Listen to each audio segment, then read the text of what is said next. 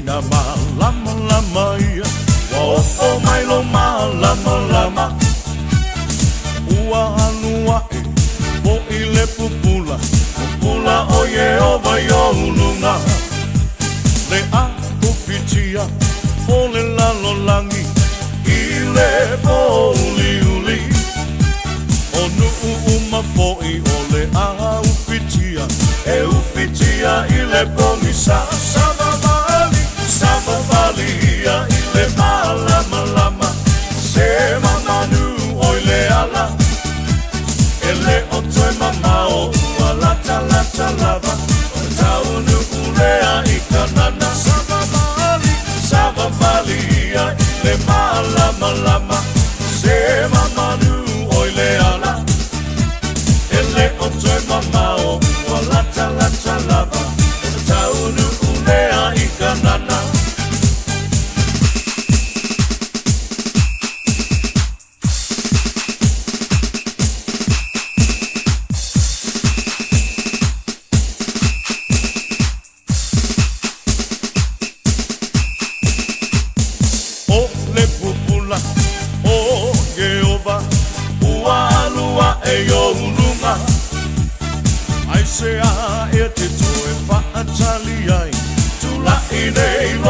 Savali o usoe awale fa atamala wayate oile malama lama use watalia lona malama lama ye fatu sulu watu itangata Savali ya ile malama lama se mamanu oile ala ele otoe mamao walata lata lava taunu ulea ikanana Savali ya ile malama lama se mamanu oile ala ele otoe mamao walata lata lava taunu ulea ikanana Savali ya ile malama lama se mamanu oile ala ele otoe mamao walata lata lava taunu ulea ikanana le otoe mamao walata lata lava taunu ulea ikanana le otoe mamao walata lata lava taunu ulea ikanana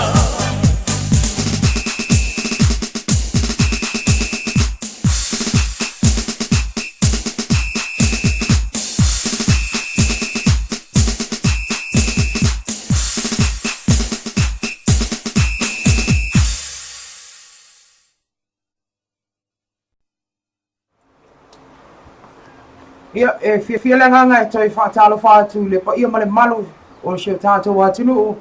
ia ile nei futu la le afiafi le aso luas fuma lima le Oketopa i lona tausanga i lua o tasiva malo le soifua malo lava le musa i tiute mwhaiva o whenga iai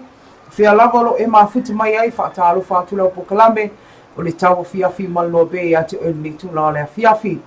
ia e whaapita o wafas whaatalo wha ia i nai tina matamama tutua o fia lava lo e mai mua mai ai ma lo le soifua ma lo le tapu ai i whaiva lo fia ngai male atinu ai mai se ia o le mamalu le au sālevi ia ma lo lava i la o tonga luenga tā ua ia o le whanga ina o nganga o tangata ia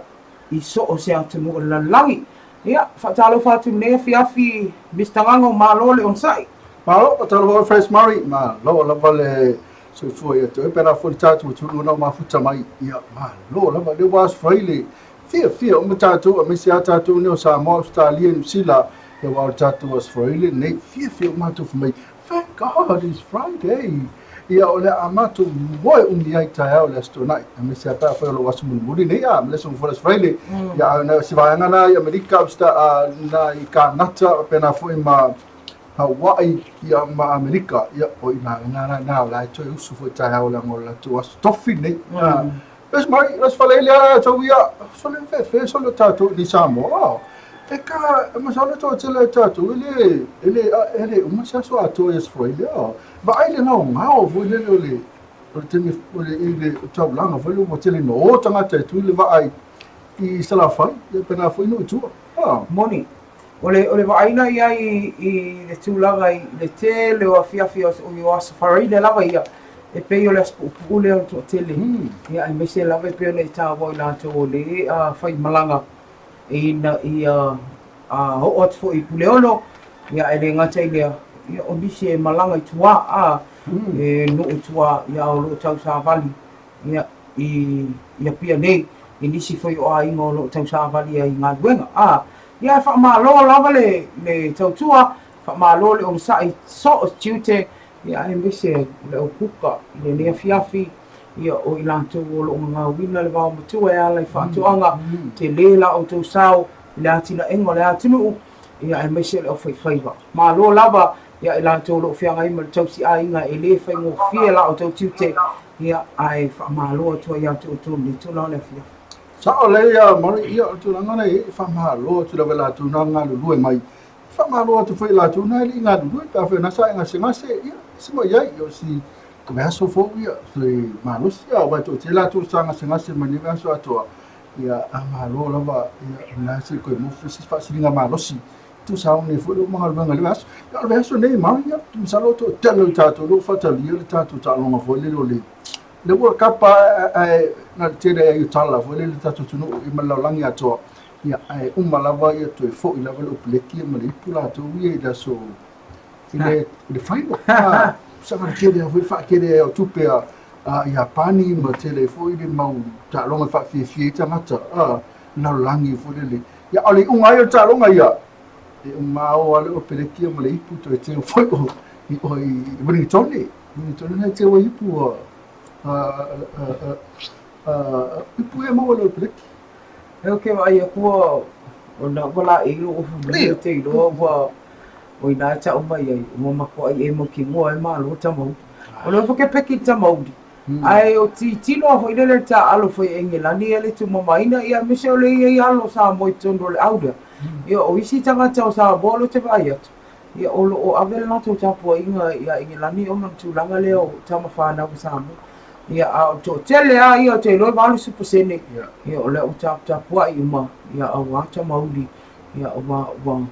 wa le tau la o fa mo se au Pasifika ia ai pe o New Zealand lava ia le o lo ta o le tu langi ne Pasifika tu langa le ia kai pe la ta longa le o pleki ta no fo i langa pa ni ta mo kala mi o ta ia o ta no fo tai pe la ta longa le o pleki ma ta longa fo o pleki ma ia landi pe ta no ai e tele i o tanga fo le fe mai e finga tahama ali ia ta longa i no mai ta longa ta ia fast food wa ia fast food man tupu ia New Zealand ele se fulu man tupu england uma fo le la listalo e malo ma asa farika langa le laki ni malo i waios ia ono le tuli fo le lato roka fo le ma a falangi o talo mai malo ma falangi ia o talo na ia fingo fia malo sa farika ia pena fo talo ngai lani New Zealand fingo fia fo e malo New Zealand o ta alo le New Zealand ma sa farika i final ia malo fo le New Zealand le fast food fo mo tupu de se fulu mo tupu fo Mas fia ia, ta fete malama le la ki. Okay, malama. Okay, go. Ese se eu ai. Fai tata lo ngai ngela ni New Zealand lo no e na sa ta ia. Ai tata fa ta. Ia, pole ase tala mai la sa ta ia. Ia, tu langa na e pe na e finga ta ia to. Ia, ui lo malama ni ta alo lo peleki. Ia makua fai mo fia me uma la ngole au malo sia le lo peleki wa vai tie. Sa fa ni u lai ma ta le ta lo fa pe mai fu malo ni. O ke va kola fa la peki tu me malo ni lan o mo tanga ta le au ia mam tu ilang ia o mam tu ilang ia fa fe adi savea ia male to telo tato o peleki o le ia ele ngate le o telo susani silo le mai tato ciao li kau kusala pe ka lo i manu yo o kasia ia o tanga ka le ke vai a pe ta o ale ngostama to tasia ia o ele le fe pare ku dia ku ka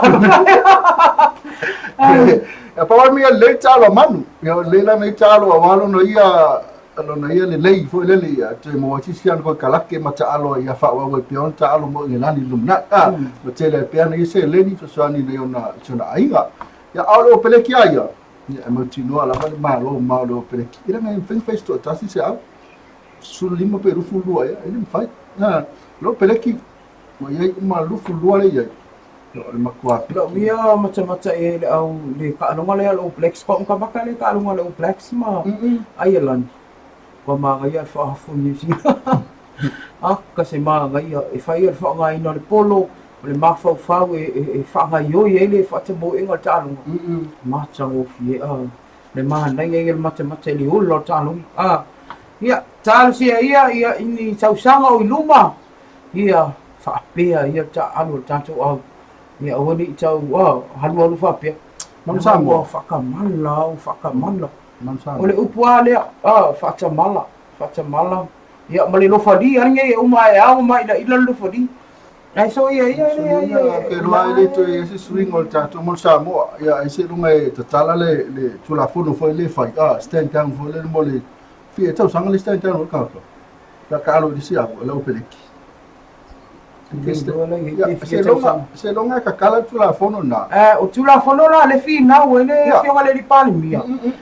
ia ta lepe le tulanga le o ngora ti tilo ia ele fea ona o tama sa mo e tau ona fa ava no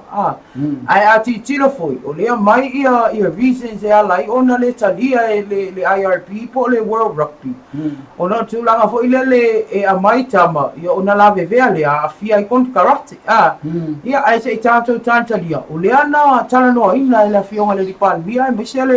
le World Rugby Japan melen awai to e mata tata lunga mai Japan ma ina le na fono e le finga le padmia se tatu tata dia la wa ave le ta sanga sambo ia ma tunu al Pasifika o le tu fatas ina ia fa amatu o mai tama o le Pasifika i ta alu ya la to o pe ha o to inga ta mi sanga fa pene pe o le polala sa le mari il tulanga le se longa tala le tula fono na e fa to a mo le seven no tatu wala la mai mala wali ile ta alo ya o peleki pe na foi ko kalaki pe na foi ma Australia ma England mai ma wa man to tele ta to le ta alo lo peleki e ta se ta sanga ki awole ko mana mi lo peleki a ngaba na la mau so dia ya ma staka nga lisi di ma ta sanga a fa ya le mana lo peleki to sanga na pe na tu mai ta alo mo ta to mam Samoa yo ona to e fo ye le ta tu aus tu langa le lake pe ne ele va tasi iva lima toma to sang le na wal so au ko fai tasi ma le iva lima ma nei ia so e ia la ele imanu ia tau fai ga e pe ia la wa mo to I fa mari e na le mai mo ala tu ona ola wa fu wa wi lunga ne ta ole au le ile ko fai wa ia tonga na sa mo fiki wa ia ele wa fu ia pandi ya tulanga ne ya mesido tatu bo ya mari ya asi tu de tatu opo inisi no mafuta mai fata lo foi ya mari a fata tarita tatu e o te mai atu e tama tau mafuta mai fata lo fati a Chang Williams ya malo lava ya Mika Sola Iete ngafa ya kalai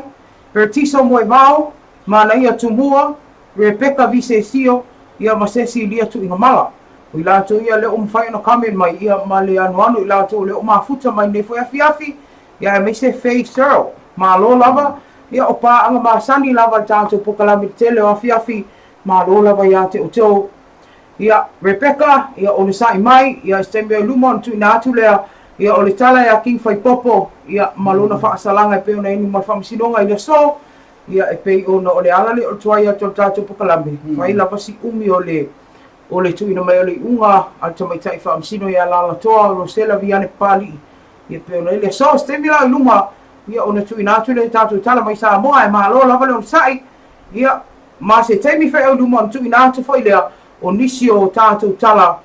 ia o le awhapea ona tuina atu ia i le teimi o tātou tala mai sa moa ai ma le tua al tātou pokalame i le awhiawhinei ia o whamrianga soifua mas whanau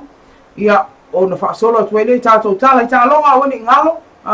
me le sunga ia yula ngale ia ona e fa fonga i role tato tala misa mo pe on tala tali e to tele inisi foi o mea tupu tonu se tato sinu ne foi as Faraile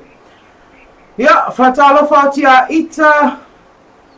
ta seu malo ita malo lava le on sai fo ne aso ia mai la to o mai pe on fa tala fa to esteme sola ia ole a lo mai tato tau e to titi ang halo ia e au on tato sila fia o inei lava ia mātou sa mo ke le roka u vela lo iai ia ale ngata ile va ai alto ulo ti vunga ai fatele na ibe vela o ata va ia I sui ia ingo le tau o iai nei vai tau pe ia ona tau la mo e fa malu sa mo I le tau whainga I awala umai te atu ai swinga o ngonga tau o tātou va ia ni wai le mwhai e tātou on toi TAUAFIA e le se awala mwhai TAUAFIA ia al whamanatu e whai titia mea iai kasa ona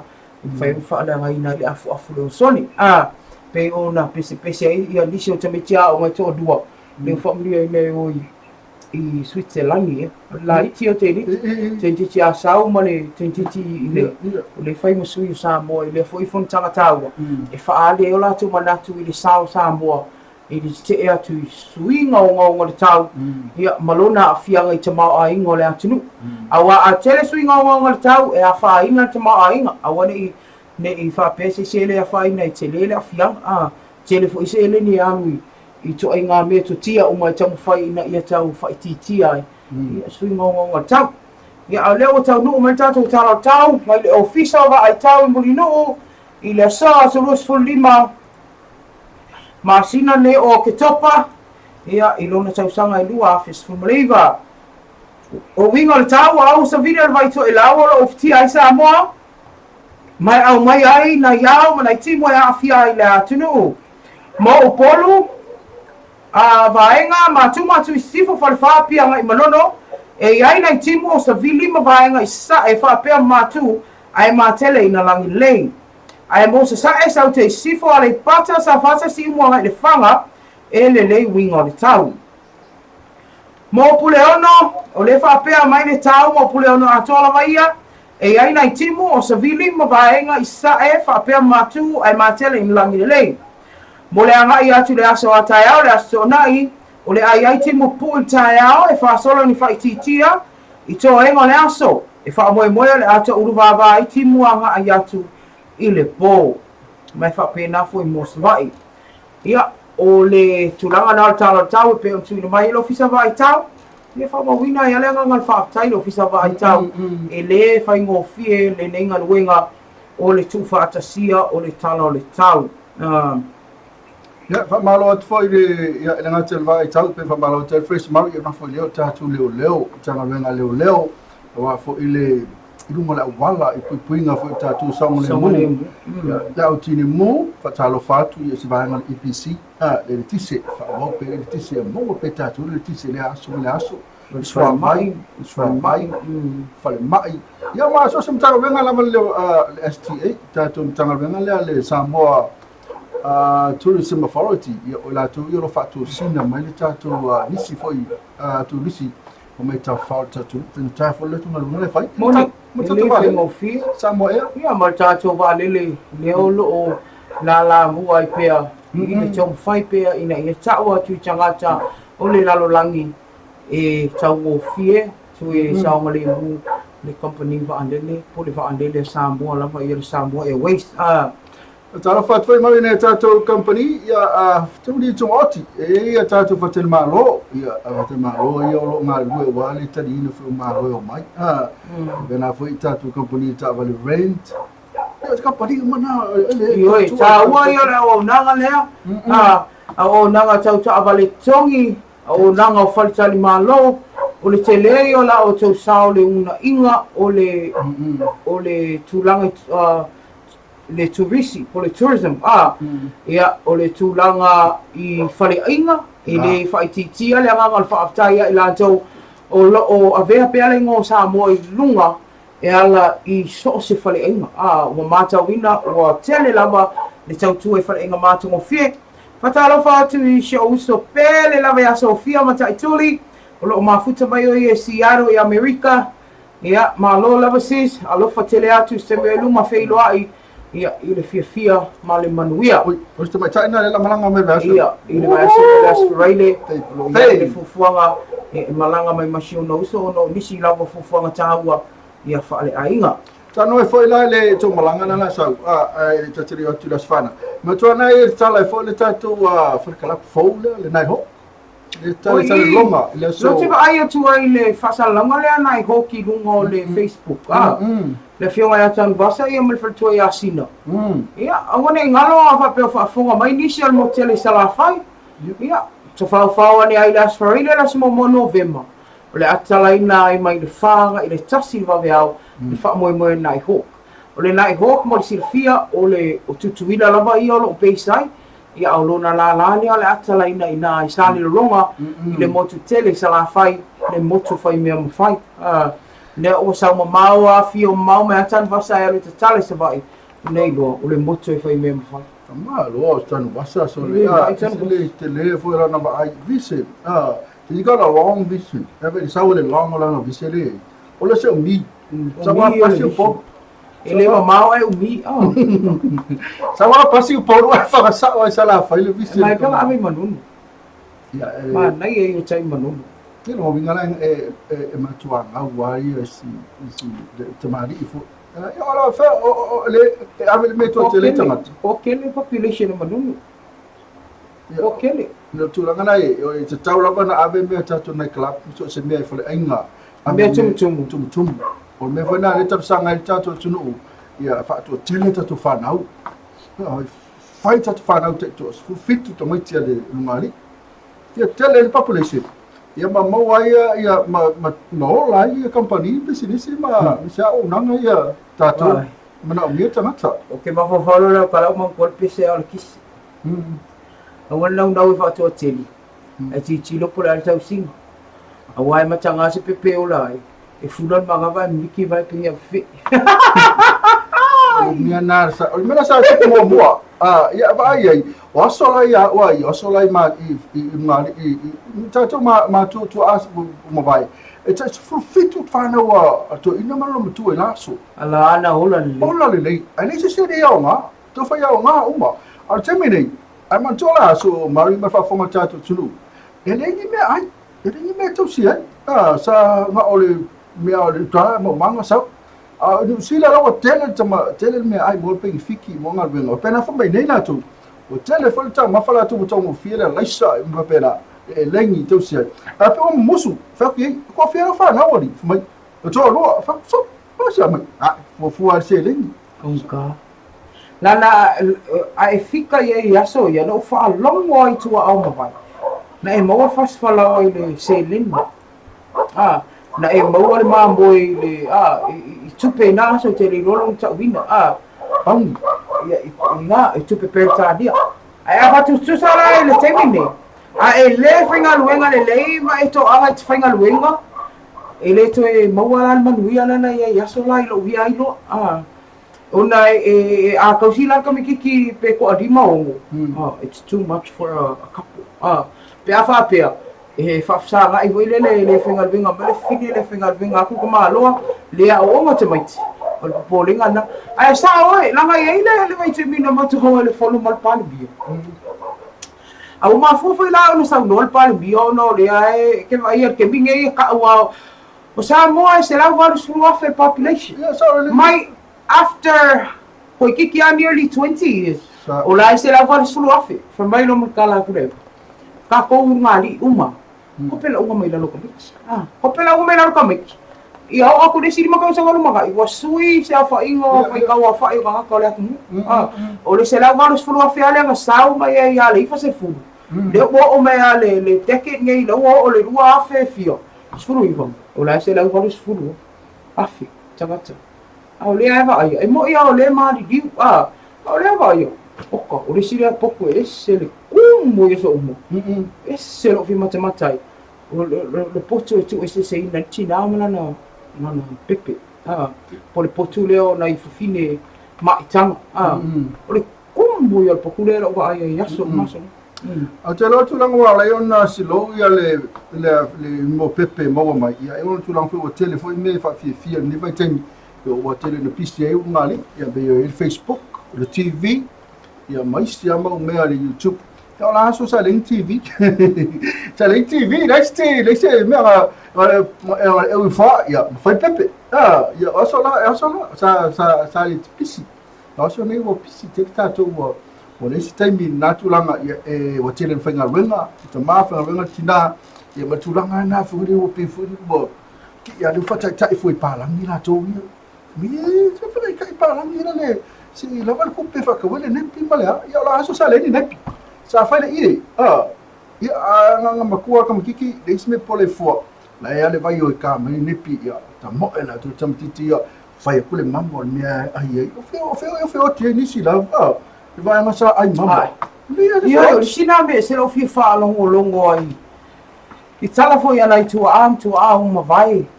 fi mei vere vere va ini di va asilo mutua ia lai pal paladi ma se tulo ia ai mamma le fa stalo mutua tu miti au ka miki nga le siringa ka mai me te mini ia a tatu ti loina ia o te lo tele o la to fa fonga mai lo si le fia le tu langa ia ai o le tatu ti loi suia ingo le o langa o lo ia ia o le tau al so fuanga o lo alo fanga ia nisi ia ona o le ngalu moya o nisi mal fa pala ia o fa moi ai fo ile i me mo mai le lofa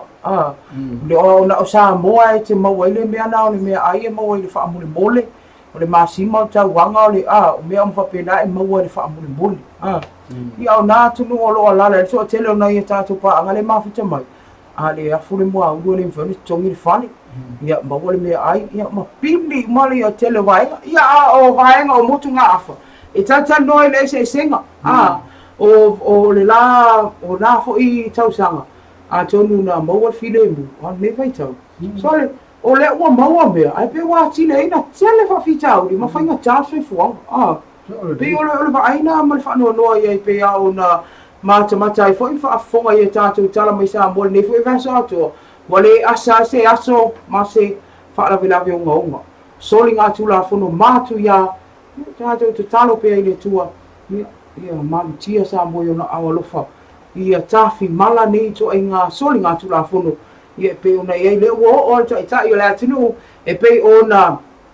tali me to tele ste vi luma ona sa mai ste vi luma tu na tu la wi linga ia o le tulanga na e tau manga ia le tau fa sanga ia malele paulo po o king fai popo ia I molianga ia o le criminal libel ia po lona fa samo aina ile ngana fai ngofie ia o la fonga le mafau ia o tau le anga te mali anga le fionga le lipali mia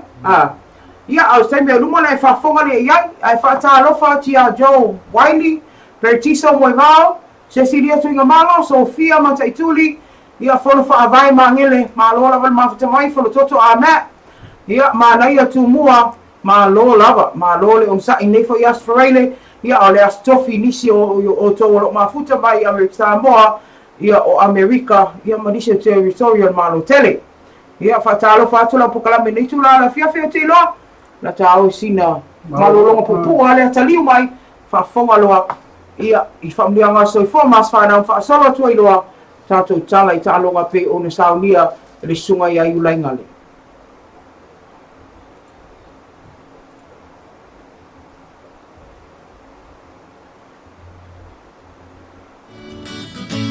Single-use plastic water bottles are a big waste problem in Samoa and for our planet. Do not throw away water bottles after drinking. Take it with you. Keep beautiful Samoa clean and plastic-free. Bring a water bottle when you come to watch the Samoa 2019 Pacific Games. Fresh clean water is free for all at all venues. Keep beautiful Samoa clean and plastic-free. Wa lo malama le ia inga matulanga manaumia mo le fao ina tu le elitise ilo mau ta por business. Olatus. Oi kia umolo. Oma, ko ya le kisi. Oi da wa no ko. Wa ya fai modi fai le sen. Ifa pe kai wa so sisi ngamia. Ia ma fai modi fai long lai sen I fa kanga la kula fo le pisi Ka sa inga pe big ka wa ben ka kisi. okay O me fui pe. no payment no power brother Mo nisi fa mtalanga vala au mai le ono 55 o 5 o le ono 55 fa fitu.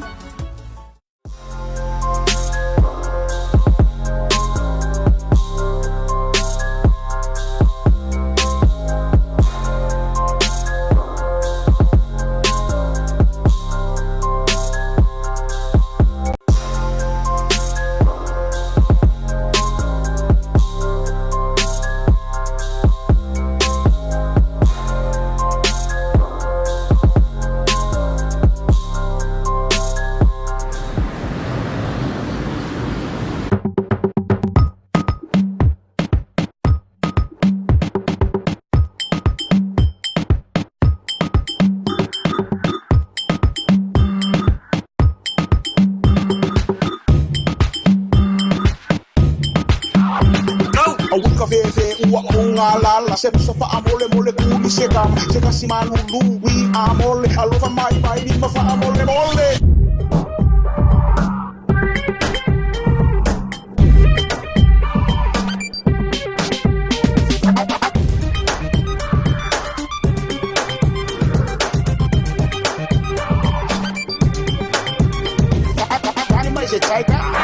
Dani mais Coca-Cola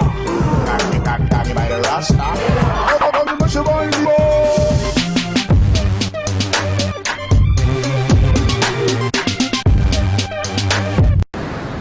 Leitu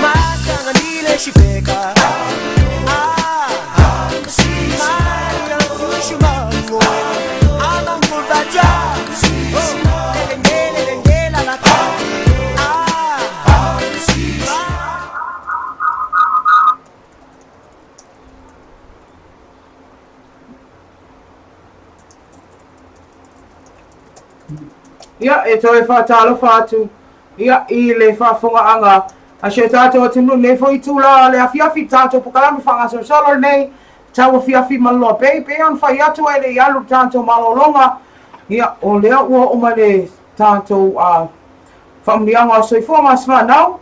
Ia le matau atu ia e le o iaini tātou whamnianga pe antu mai tātou paanga. Ia e misa le mamalu lau tele. Ia o e o lo whaunga ina tautua ne LOABAY.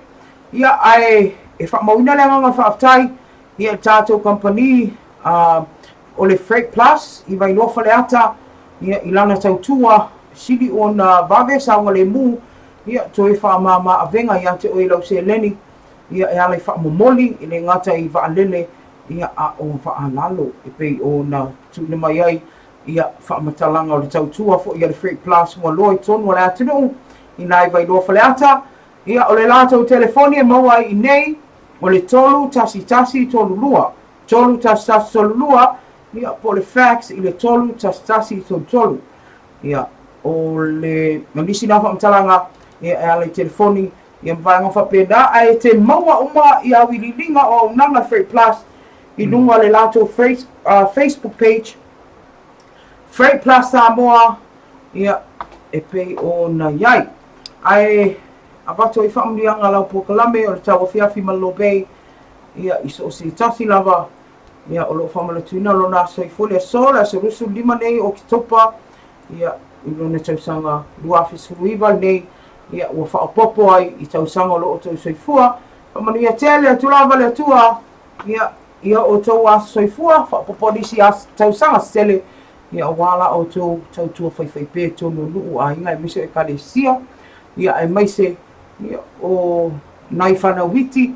Ia o sea o pito titi o whamalatuina lo nās whanau I le so. Ia happy birthday, God bless you. Ia ma le ola tuputupu ai. Ia e maise o sea o pito I matua po se toe utaia o lo whamalatuina lo nās soifua whamalia tele atu lava le atoanga. Ia o tausanga o whaapopo ia o tau soifua. Ia maula I le nefu waitau. Ala mari ia na o le si tātou ano meone tātou Freight Plus I kaula le Pacific International I nana I 1 par 14 I Stamaki Road Papatoetoe au Kilani o la tunu mero te vili ai o le lua fitu valu a fa lua valtasi lua fitu valu fa lua valtasi ia ma fasotai le sunga ia rape na show o ia na fasotai na la tulala na I Papatoetoe sanga tonu la ma tātou club arata na le fe mai le fionga le tamate pule na le tele lava ina to tele i tatu container mai ia mai nai sila o ni tatu bini toni me kala skeke ia mani i tatu fa moli na o kilani fa tau tangu fia o kilani ia malata lata i mamo moli mai lo a fa tala fa atu ranga le mafuta mai ochi Kaftaira ma ochi mafuta mai Maria Manuo le mafuta mai ia lunga o ochi la sei ia mafuta mai lunga o tatu Facebook kaftaira ma ochi ia ai o tulanga nei ne tatu fana witi kids esse me tau ia la to Mario le mele le asfana ia o tonu foi la ele ia sta mai titi la vere ia son ele foi mai fana mai la so ia o Oketopa to telefone tatu na fana witi na fana mai le masine le so amanuia tele to was fana kids ni matua ia tersanga atu maloto vai ko ngai o kafa pule ai matua nei fana ia esse mal fio la to in fo e la meno was fana o fo ia la to me la ni fia la to fe uso ku pese vo le ama happy birthday pese be fia mal keke ia office fo bana toi school limi fia la to que fa ia o so la se le intato so ke lo pe ona mo o ele tu lo ngona fa yo lo waso fana ele mo wa ia vai le te lo ai motiva te lo tatu matu la so ele se me a una mo le limba martasi ia le se me lufu tasi ko mi fe ko fo makala pi mes le se me survalu le se me mo sweet 16 malo si lo di fa le ai pa se me a tasi ia amo io to tomati ne temi o lo mo to was fana ia ai ku fa manatu to matua yo lava te misa lima vai ne tatu tua afu ne tatu mato temene ia vai ro ne te no moto vai tatu fam ni anga las fana o tu ni mai ripano ina lio se tasi pa anga tatu pukalame fam ni tele atu la so fo si lia fe solai no ma ia o samatau fa pe fo lio solofa tafa ese o samatau ia happy birthday si lia and leo ia o famlianga na malofaanga mai aripano malefanau i melepone Australia. Na le pe mo te tsfana pe pati mai. Happy birthday. Malefano leo ai pa udua leo. Happy birthday to you. What more? Happy birthday to you. Oh, so Leo. Ia Celia and Leo. Happy birthday to you. Hey! Hey! Vai, man. Dia tata fa. Happy birthday. Ya, alimantola la tata pese, man. Tata pese. Fa mai pertiso. Ai di alo le pese. Fa mai. Ona nei fa talo nga Canterbury Blues ma to Samoa. Ife ole ai le warm up game matato ole le au sauni atu la talo ma. Ela talo ne fa ba. Elo pla forward to tato liki. Sala mo mal tatu sunga you like. E tau ma to Samoa ma le Oceania. Na fai. E fai o kila sunga na po fa ma tu me pole. Ole le talo mo na. Ngal power kala fa mai pertiso. Talonga ale Canterbury Blues ma le to Samoa. Le fia na nei mam tua nei lau tapo inga. Ina o kilani. Io olai o kilani. Io wa foi le ana pe ana ta alo le asolente ale na malolo i tonga malolo i fiti malolo i kukaile. Ana le o to foi sulton lo to foi ya. Ale i vale sa ya mana ia to fainga nei foi ala pa na wala tulu. Olo avele ngo sa mbol ta longa lakpidik. Fa malo atu. Ia le ta alo fa malo ta. Na yalo na i matu mana yo la tu walo na lo fai masu yo ta tu tunu. Masalo se mitanga foi na matua. Yo so foi to fa fino na tama. Ya mana to fa na foi mutai to lua. Vai na umala na ve umala e bu tu ua la vai ya ma ya tito lua ngai kama. I mana la to fa na. Ya e ho la va tau aveli ngol ta tu. Nu ya tena talonga. Male le statu family anga le utu ina mai Mr. Ngango. Ia o le family anga le tu ina mai amana ia tu mua. Ia o le aso fa nau po le aso i fua o na sister in law ia matangi ala fua. Mole mole mana ia po ili fa i o matangi. Ia atoa mai fa mtalanga i lanto o lo fa na tuina aso i fua. Ia ele le ia ona avatu ia o lo fia fo i lanto ia na aso i fua. Ia ai fa tai tele lava ia mole tu ina mai fa nei family anga Happy birthday Matangi. Ia Matangi na ia lafua o alofa angana o momoli vai ia te oe mai ia mana ia mafiti ia isini Australia. Manu ia telelo wa soifua Matangi ake rei Matangi ake rei o alafua ia isamonei. Happy birthday Matangi. Manu ia le tua ia ilo soifua e mise fo ia si dia malio ia ina isa matau. Happy birthday to you all. Popo le tua ni si aso mo to soifua. Ia Matangi la tau yo special ana ia sfanau in ona la mana ia mai mana ia tu mo tele va mare tu mo ia la le for the sister in law ia msalo ia sister ia sa o mai sister in law fie ia la tu sister in law fele almele te na misa sister in law ma ala wa ko mo fam sino ai sin sa fa pena ka ikala ka kere fie ka vai ko inga me mai mo la ka pengi mala ka Ito nga me fo ia wa mo su nga kala ia o kau fai o le amu o le kele o vi kukinga nge ia ma ko so le sa mo ka ilo ia o ko nga ku ala tunu unde ke fai ya ku e o me nga ta anga le langi re me o le fai ia o le tau fa le yanga ia o le loto le yanga se tu lo ia o ta tele ale ma fu no o i du mo fal pai ia malo ke ai mea singa ainga mafela wa ia ngona ia inga ia ono tulanga fa pena Mari te fa manato tu lava mai le un sai le fa mai talonga le toa le fai kaleskeke ko kiki amata yo la tona ma futa mana Christchurch ia lo fa matala mai sunga mai le un sai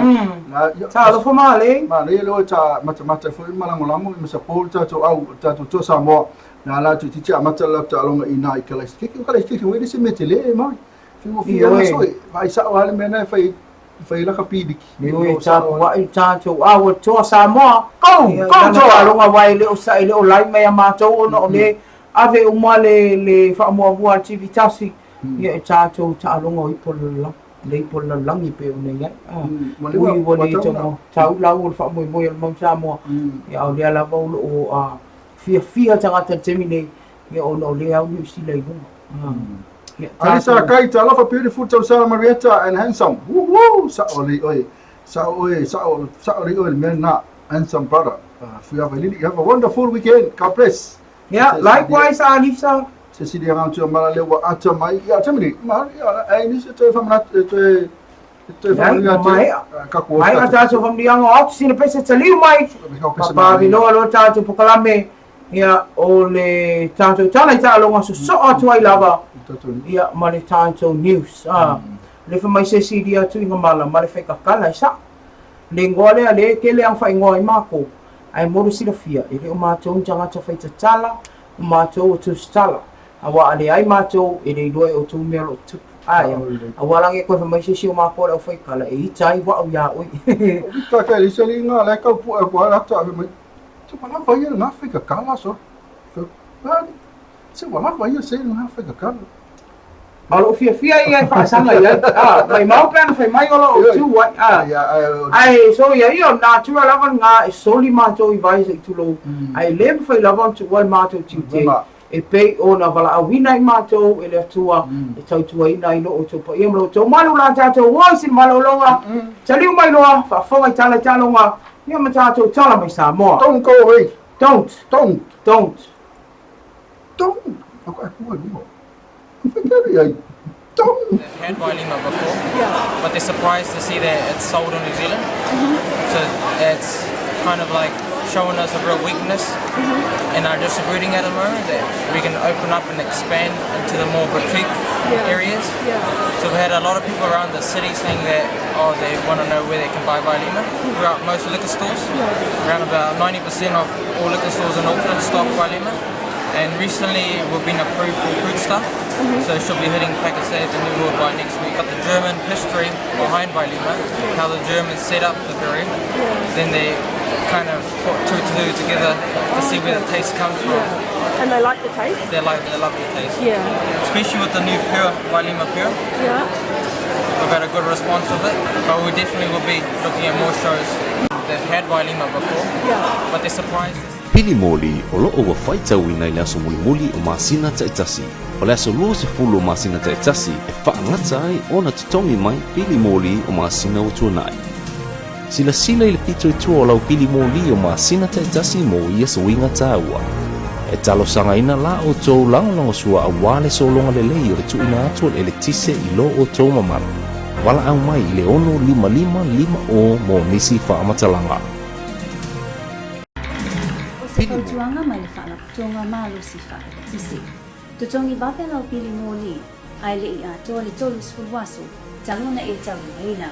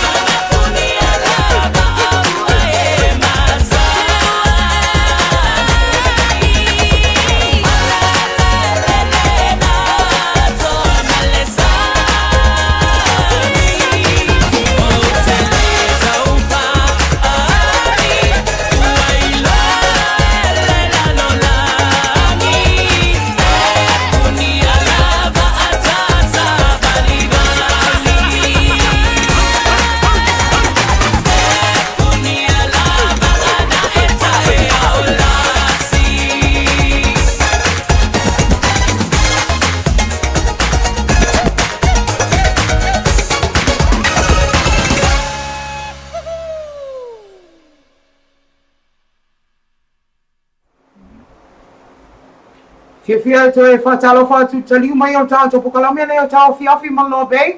Ai fia e whalau lo ato leo mōl so tainga. Ia malsuanga nei a iulainga leo le sui o tātou aunanga. Ia ua fois whapoponga o tātou tala. I tālunga whatalo whatu brother le nei tula le fiafi ma lole on sai. Whatalo whatu baru le nei whaidanga na fiafi. Ma no lava ia le sai ko i martawa sa I tute ma faida ia me ko I ia ra pionga ia pia baiditi ia wa lava ia te ko I no pia ra tede ta to tulu ia ole lava ia re fer tu ia no ia ta ma no ma ta no patu ia ia ta tu wo ta no ma ia lava se ta fora de ke pero ma o mai de te tua o fora patu ma ta no patu ta tu ta lai ta no ia to uma lava ia I ne ko I a kia pira te ia ole ta I ko de ko I ba ia so ai sumai o tāponga ia se tāponga rei o tātou tāna I tāronga o mapai o tū tātusia mai unatu a wālapa ia lau tāponga mai o no ne anga rei mai a le pare opu ana lopa le piba skuti ki sāre ufi ma tō ngā kua ma tāte I aire ni tala hoi a tino o tāsua mare augi ni ka wala au aire ar pūrena ra pīliki a re tuni a kangaroos I ne ia māku tātu re tō ngā lau tinga a se pena I kangaroo I le la tāronga mrau wiki ma whawani da tiapti o le sou Paso marami sa tasya na tumi sa taalo I borto sa borto bagore po no langi ina na kapili kita ito iba na ta ta tayo pa ingo ba ya so ito mo sinya stadia na ya ta u ba ta na mai ni no world of sports e ni ya la ba le tu ibe uma se te ya na ya te ta na ile borto sa mo ona tu no no to ba ba ya sa u di ko tu uma no to ba mo na ba ai ta no mo ka ni a ta alo mo au stadia de a tu no so matina Ora una mer to sa bola o fala I do mai ne la fela I la ta longa por o ma games ma Canterbury Foods I to no Christchurch I la pia de so awala ba ta pe na na u na ye no wa ta no I pul ale tu lang ni dai le se ya ka le la I ma na no se ale titi pati I da so no be malu a pe suniva timra pai chok ta kuya te ro wai la to ta pa ti ni a paino Martin Taupau Luciano le dua panti a foa o Lini Sao Choi le dua Brian To Danny Levy Marion Sebe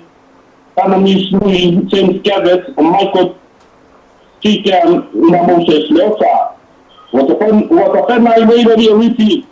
mana mea ya chima makoa e na langa tua ia pani e tāpua ia tāronga le bāna o te leke ni kila ma engelani I la semi-finals pe o sida pia o makoa sa ia ka ni na ire pe uni ni wa pe surtasi re na ma le po le langi la ta ta te no la ta no di kila ma to sui pe to di wa pe suru di mai na no te te ina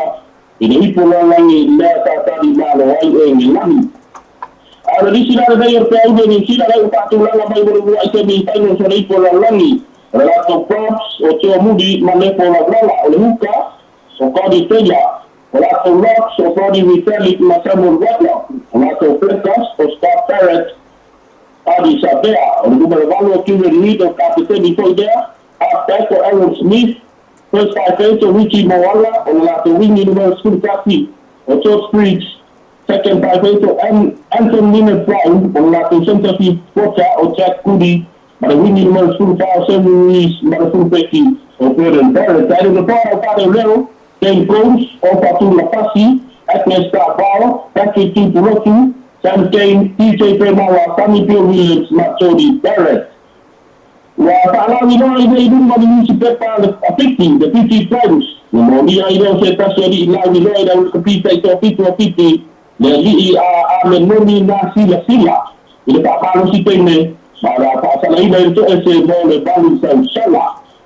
Miso tato sala, le utala iro mai le sosine titalo le tumu. Misalnya sala berpana lai si bar skuntolu mas kundi matau sala mas tua. Wapai moi na all happy changes for the next tournament. Ia la tato kaya morasa kasi asito nai. Nua sepuluh November nua pe sepuluh Malaysia. Kalau malam le la le ta si ia le kupita ito pitu ila to ia pia le tu mai palongo. O le longo doa, le taitai le tumu na nafienga le li pāre mea tui la epa lupe so di aitai lele maria de angaui. Mo se pa manianga mo le awa le tās, ko le pepa so se te Samoa. Ai lei maranga ato e pai masuia Samoa mo le tau wanga sai tō pitu e le tūrangi le nei. Mo I la tau longo doa, le Oceania Test Rugby Sevens Championship. Le tari malo ai titi i le amatanga o le masina pong. Matato tanga pai pertama kiti tato tadi ala maurunga itu rugi untuk ini oleh pihak challenge. Nasional mana kondisi sapata. Demanu malo itu pa samai tai. Kondisi oleh titi nasumiti itu pa oni. Pertama berata tentang itu alunga. Yang pertama dari poi ba yaso ke mau selapa popong ada selapua mua. Amor termine menucerena itu sempai pai oleh pai dari ba yaso. Amai se ia o pai walo pilima o pita itu ngai pai ra tena tato tulu amor se nei pato papa so ia ya fa tai tele atu lai ya o tato tala mato o fie ta pena lei ya o ta longa pe o na fie fa fonga mai foi se tato atu ya man via foi na no atu fa ungal vai se atu atu ane ya ai mai se la inga fa so foi so ia ya le nawo fa fonga la tato atu ai mai se la ia tato pa anga ya I tana ta longa pe ona tapina ina mafonga ina mai ele tuanga ia I ngale e pe ona maseni ai ya so mafua aso lulu mas Faraile o vai itasi ya toi moson fa poponga ile aso mafua ya toi mole ele ngal fa tai tanto a fale ofu le pivas boutique mole lango ina tanto tala ta longa ole tato o sina malonga popo la valea taliu mai fa fonga lo ia tato tala mai Samoa. Single-use plastic water bottles are a big waste problem in Samoa and for our planet. Do not throw away water bottles after drinking. Take it with you. Keep beautiful Samoa clean and plastic-free. Bring a water bottle when you come to watch the Samoa 2019 Pacific Games. Fresh clean water is free for all at all venues. Keep beautiful Samoa clean and plastic-free. Single-use plastic water bottles are a big waste problem in Samoa and for our planet. Do not throw away water bottles after drinking. Take it with you. Taua lo malama lele ia inga matulanga manaumia mo le fao ina atu le elitise ilo maota po le business. Ora tus. Ko kia umor. Oma, ko ya le elitise. O ina wa no ko. Wa ya fa mo di fa le sen. Di fa pe kai wa so sisi ngame. Ia Kalau fai mo dia fai long lai sengi fa kanga la kula fong le tisi. Kau sa inga pe big kau ben kau kisi. Okay. Mo me fui baby. No payment no power brother.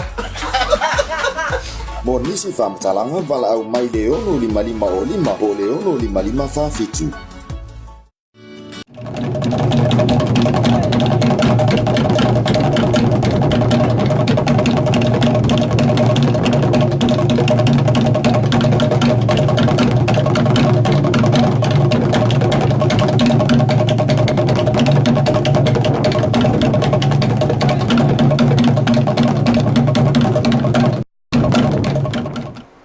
Fia toi fa talo fa tu lau fa fonga anga le atunu pele mise no I tato pa anga ai usmel fa fonga fa poponga le tato tala mai Samoa e pe ona masani ai fia taitasi o le tala mo mua o le anga uli nei le ana fa fonga ina I lunga le fa musilonga fa tu ma lo le mata fa sanga ia malele paulo po king fa popo e pe ona I loa I to tele o tangata I mori anga le whai o tustu singa e le aini wha maoninga e tau reanga ina le samari anga le tangata po le criminal libel. O le nei mo ta upuna whonga ina I lumona na fionga te mai tai wha msino I ala ala toa o sela pali. E lua mai le nei mo ta upu o le whai unga pe tari al ta sanga malele ntu ina atu I lumona wha msino ngai le masino au kuso. E toe suia ila na tali mai le io ina o mori anga I sfurfa o le whai ani wha matalanga tau wha leanga. Le anga I le tasi o morianga e pe o ta ua inunga le ana ia te ena. I le whai unga e itu la a toa le umia le fionga ia la toa na ia ta ua ai o mafua anga le whai loa e malele na mafua e ona malie I oi le morianga le tasi o nana wha peo le a wha le anga ina le mata apule nei wha sanga ia te ie lumo le wha msinonga po le discharge without conviction. Na ta ua ia la toa e le o maa matanga I le wha msinonga I lana mata apu. Mai te ena lana tau sanga le nei. Ona le a tele fu le taimi ma o mau le whamsinonga e aluai. Ma le isi vaenga e leo se whamsinonga e pule lava I le taimi e ioi ai. Pe te ai fo I.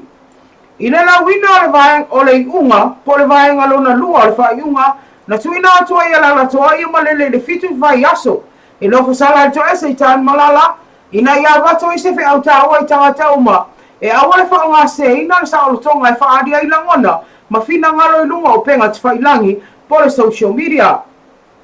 Ma o lea sa o tonga e iai pā pui pui, ma e le so ona tawhiri sau noa i e pe ona whai e malele, ma ua tangata vale ina ai, pe fasi o tia i se i tulo, le tamali anga le afi o ngai leri pāle mi o Samoa, e pe ona tangi le ni mita upu. O le isi i na tanga i ai wha misinonga, o le ana tatala i tua malele, e wha atari e tau rumanga le mita upu la vale nei, i isi ana la fonga ne whai a mo mue ala i ata ni tapu e matu i lunga o lana Facebook, wha sanga le le pāle mia, pe tai, na toi tapu e ina fwoi nisi ata ma toi whai ai lava fwoi wha mtalanga nei, e tua i ai le pāle mia ni whasi o tangata, o le pepelo, o le au mai e wha anana o whana i Samoa, ai mai sa i lava o tua inga le tangata valeina, o le sa aveama minista o Samoa i tau sanga o tua nai, ia luanga lau le vaula kamu. O le nei whai unga na whaadia e la ala toa e tau o tua i tangata, e lau ni fsota inga na whai e whaadia ini winga wha pene e whaaleanga, ma whasi o tia e tamari anga o le tangata, o le isi tua e whaadia i lava, e le o ano malele i tu unga na tatalai o iei tua, e whaatari ai tau rumanga o le nemita upe alai, i le toi tapu e ina o nisi fo i ata, ma tu i lunga lana i tu lau o le Facebook. I nisi o tu unga na polo ina i alala toa su ina i lalo e malele paulo, o ata malava na ia se po ina mai lava le amatanga se yo mal temine, i lunga le Facebook, male YouTube, e whale nga ina i pale mi o Samoa, e ala i whanua, ma isi umawaenga, ma whaatonu ina le i tua leo leo, ina ia tu ina atu se telefoni po se masini whaona po nei, e whaatino ai e malele le atu langa, a o iai le to e se mo le fitu vai aso. O le fitu vai aso le ana fua lava e la toa i dunga le whaasalanga ma o dunga le nei mo dianga, o lo o iai e se lau fitu sfulima unite, pe tolu masina whaafale pui pui. Pe taina wa mai ale fonga ina le whai unga le matao po malele, na whaali ai e lana lo ia ia unasa unisa polu i whafale po tu whaamisino, le lefe tau ia le nei whai unga, o na watangi ai, wa le whaatawa ina le ia tau o tangata soifua, e whaali ai o lato tal tonunga ma le sao lo tonga, e whaali ai o lato langona. Na whaali a fwoi e unasa e le ngata i lea, o lona tal tonunga o so ta inga whaara po nei, o se whaale a masiri lea mo tangata e meisa o tūpulanga, ina ia whaali ai manatu ia wala e tatau, peitai e whaanoa noa lava, o na ole unga e pe ono whaia ia malele. Mo le sila fia le au whaafonga lo whaatalia fo i tau almanga o se isi fo i mta upu whaasanga ia malele paulo, ma le mai whai o sosione i luma le whaamsinonga maa walunga, i mori anga le tau pule pule whaa o le oti le pare mi o Samoa, le au o fuafua e whafonga ina le aso sfulu ono le masina fou. I nisi o tawa o whaamonia mai le ofisa leo leo le whai o mori anga le whaa o manua tunga, whaasanga le pule a onga polisi o pala laua i ale o loa tu umautou finga. O le nei mori anga le whai ele mai o le masina ato whai su suenga. I ni atau se tasi o te maititi a anga le ana pu e lona a inga matu i lunga o penga te whailangi, e whaali a ini maanu anga tu unga le tino le nei te maititi, e peye fua linga na fua e le pule a onga i se lau papa. O le nei mata o puna tāua e whaapea o maa fua le whai unga le whai e le pule a onga. O nani tu anga a le nei te maititi a onga wa le tu sa inga tu la fono le lau mua, ai maise o tu la fono uma o lo rima ta ita ina ia onga uma, i to tonu o le atunu o. Peita isu e ngala nei mata o pua whaari a ia le awhionga le komisino leo leo i afu ia vai lili i ken kaio, o lo o moria le pule a onga o no soli tu la fono le wha o ni manua i sa maititi a onga e ale le fasi. Ai o leo lo o mamafa le tu la fono e leo mawhai ai, o na whai a leo tu langa i tonu a onga i Samoa. O le vai aso whau leo fuafua e tu lai ai luma le wha misino ngai e le tamaitai pule i a leo loa, e tali moria ngai pe o na whai laina, e rei tua leo leo wha asanga i a te ia. Au tau sa li ai peani ali pango tasto alua ia pati chang ni masu i tupe pa o fai e leo leo te minei ai wa o mai ai se fam talanga mai le minister fal pui pui ati ala vea John Siohant e fa pea ele fa vaia i fam talanga e fa pea o ila ua nei ua mani liu ma ole mafu anga le ua tuai ai ona mawe leo leo no fa ali ai ti ala vea lo sa ia pea leo te minei pang tane i to lua ma ele o iai ma se vaenga i tau iloa ia wha maonia nei wha mtalanga E pe ona pa nei e fa pe wala ona tuai ona maua. Ona ua maliliu ila o nei. O chang ni le o silia malima masino sa ilia pe on so sola fa atasi mai ai tua. Ma se isi foi ali pangota e ngoa ia aniseko vai lei. Pe taina toi maua na aniseko alo sa ilia pe chang ni e o maltemi nei. O chang ni o lo tuli lo na fa salanga e fa fale pui pui mo di anga tale pe fale. O le nga oi al fa mea totino. O le fai a inga fai fa malosi. Ato ai male sola mai tua mal to ese.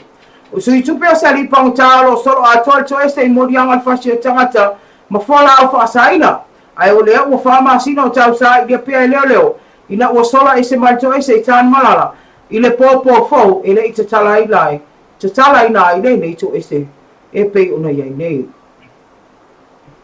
O le tātou tala muri muri se pepa o whaam talanga mai le matanga renga o soi fua malolo ina. O leo whai lo mai e whaasfu whaani se su enga leo lo whaatalia. Mo ila atonga lo umasal mia ia unga al whaamai o le misela. E pei ona pipisi le atinu. Ai me se lava o polu nei.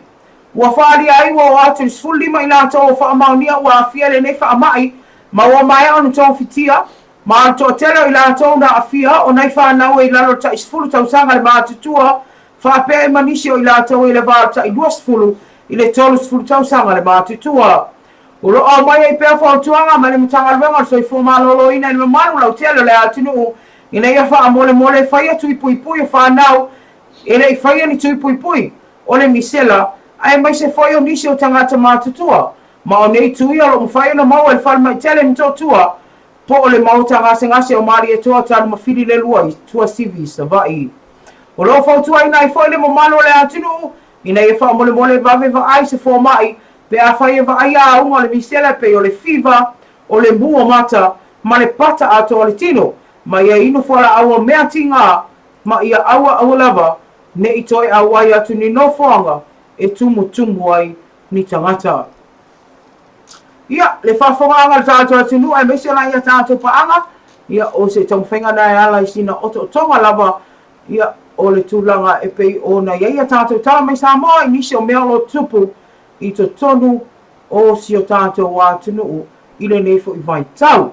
Ia, toi whaatalo whaatuai mwha wheloa i atu lau pukalame i la tō le whatu a mafuta mai. Ia, ma komeni mai male ano ia le ai le o mawhai una komeni au loo a vea pēr tau tua nei a lobe ma woma mai i le aso ai te whaatalo whaatuai ia i la tau leo ma futa mai o ne mia ma lola brother o pio le ala talo lava Golden Gaming ia o Mika Solaia te mai la tau malo ma futa mai Vita Jazzy ma lofo i le mafuta mai ia ma i lātou uma ia i le umwhai o na maue ne tu lao le afiafi ia a o lo jo o lo apu ma lo lava brother ia a o lo avea pea le tautua nei ia ma au lava pa anga tō tino i le aso ma le aso o le a tātou voisi na malolonga popo taliu mai whai wina tātou pokalame tauafiafi ma le LOABAY ma lo lava le ona sai.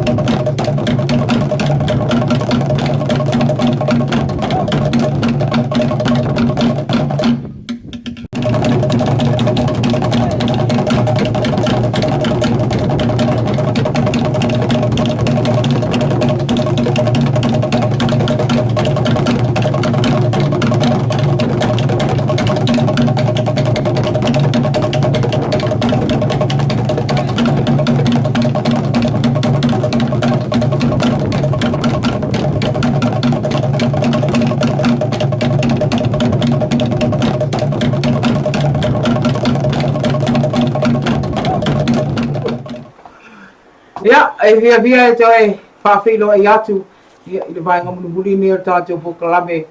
Ia, o le TAUAFIAFI ma LOABAY.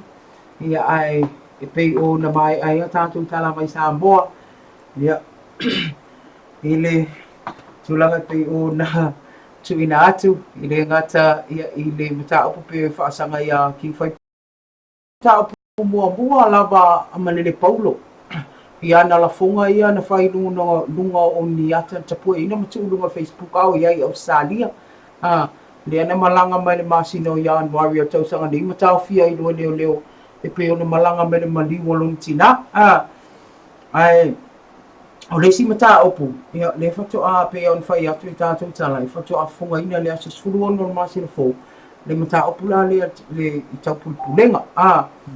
ai fata lo fati a Rebecca vise sio o senga alofa fole toto a me ia na tau ia mafuta mai sui lolo taefu ma lo lava ia le mafuta mai ia le nefu tu la fiafi ia au tu langa ne pe ona tata no ai fo ia I le mata opu le e pe ona fa dia fo fina ngalo ia lo ia wa bai a tata mata opu le le tata no lo ia ho ma va ka lu New Zealand pamka ko lu ngalo fe ranga dia I mo le o te fe la wa mo ile va inga leo o le ai ata tau e fa hali lo fina halo le ana sau no ala fiunga te mai tai fam sino ina nai unga leo se mea la ata fidi sau no ai le tangata so ona faila fonga e fasi o tia ai ma le upu lava leo le assassinate ai pe fasi o tia ai ia le tamali anga o le tangata fu o le winga na tala o yai limitations po o papu I pui e tau ona ngata ia o le ana sau noa le fiunga le lo ia fo ia unasa ia o lona taitu unga lea ua avatu ai e li whaatau ai na Samoa ia le ai atau o tangata e whaali e lona fina ngalo I se mea I loa I le whatau ia ai whai lava le atu nu ia whamsidonga o le mea sili o le ua uma o na tu ina atu le unga ata mai tai whamsino o le whale ngata ai ia masa talonga ia I tu tau sa I dio le amiton ia manisi lava o tātou tala pe una iai ia le whamanatu fu ina ia tātou whaia onga e mesia ua onga e loa lava le whainga tāte lo la au tau pito la au ia I le awa uina o lai whanau lalva o Samoa pe una iai ia le tamaitai pule na wa loa fu tau tua ia a se tasi leo tamaitai pule e pe una iai pala laua ia au lea ua modia ia mama I mau e fu tau leanga ina o lona suafa ia ona o le tūlanga lava I le ita ia ma le nau lava ia awa ina whanau a onga ia pe tai ia o le ua vea ma mea ia ua modia le tūla whano ia le ngata I lea ia o nisi o tātou tala pe ona ia masara mianga na le au di inga ngafa mai ua mali di ua paso lor kala ai le sau noa minister I le whaavaya mai le ai ni whaamaulingo ia whaamtalanga matua inga ia le ngata fo I lea ia o le misela o le alava e mai la pata inga tātou tanga luenga mātua a whaia le whaia tu pui alo walo ia manai o walo ia o te milone o tau ona whaia ona o loo pipisi a mata pipisi le misela ia a mese lava tu mua nei no fuanga I tumu tau langa a wato tele lava tau langa I tau le indisi mai tua I nuu mafia anga a o whaamamonga le tanga luenga pe ona e fonga ina pera eu tato ni usina ele tulanga ia mele paulo tonu ma ia te fa salanga na fitu vai aso ono le pe an fai atu o le tu silili sia le atu no pe ai sa wala I titi fa salanga mo si le fia I te tonu la vai atu tu la fono criminal ai po ai al fa salanga mo dunga tol masina le lava na fua ia fa salanga la fia mo tu vai fa masina ia la toa tu ina tu ai le fitu vai aso na tu e iwa vai aso au to se ambalu vai aso ia ona o malele o se tangata le I modia ni sori ngā tū la whono le anga vo ia malesi tu ia o lona I o ina whaasalanga ui o lena mana o toi te ia o nisi nā vaenga ia wālawa ia le nofu sila fia so tāte o tino a o le I whaati whamtalanga o le mori mai alo whaanga o senga alofa o lo mafuta mai tutuila o te le lopo whela fia anga o Amerika Samoa momoli ona alofa anga ina iona ainga I fasto o uta whaapea mani usila. Ia senga alofa, ia alofa anga nao senga alofa o lo tuna atu iona ainga o lo mafuta mai usila. Ia ai mai se o fasto o uta I Samonei. Ia o nisi nao mai o whaaria fu ele loia, Unisapo. Ia o te loa ia, e sa o le whai unga ia, e o whai ati oe ia pia whai me nisi tala ia te oe ai le moni nā tala. ia o foi ile te mai telo ia te lo ma ne te na fai unga fitu vai aso ia musele sona na mo sisi foi tanga te fai foi ia tu long ia mai ke loa ia fai te fai ne tu la fono ma fai mai lo lau sao mai no YouTube por Facebook por fainga meu maria por fainga mai foi o te mia tu vai ni samo e vor foi ave tu la fono e mo ti no foi fitu ma sine ave vai aso fitu vai aso mo dia e mane tato o le si vai nga e taua vai nga le mo due le ses e convicted law na e dola ia o na o makaleanga oi e le fa pela e la titi ia le fasalanga ona le makaleanga ila ia makaleanga o le o ia ilo makaleanga ia o soli tu la fono o le sina mea taua ia o senga alofa le mafuta mai futinga ia Amerika Samoa fata alofa tu e la to ma lo mafuta mai le moto fifianga ia ale ngata leo New Zealand Australia Amerika fia lava le atu lua langi lo e mafuta mai ai fata alofa tu lo pukalame ia ile nei futu la le fiafi le sito la maria le tomatiti le sa fasil fa yaonga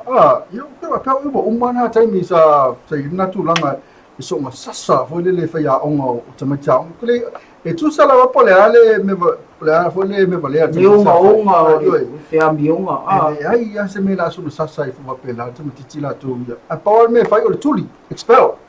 expel pe longo na ma tu fa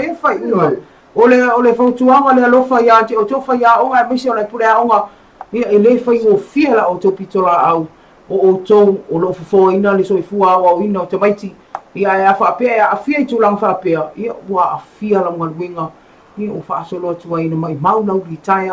ia matulanga ma fa pena tau na ma fa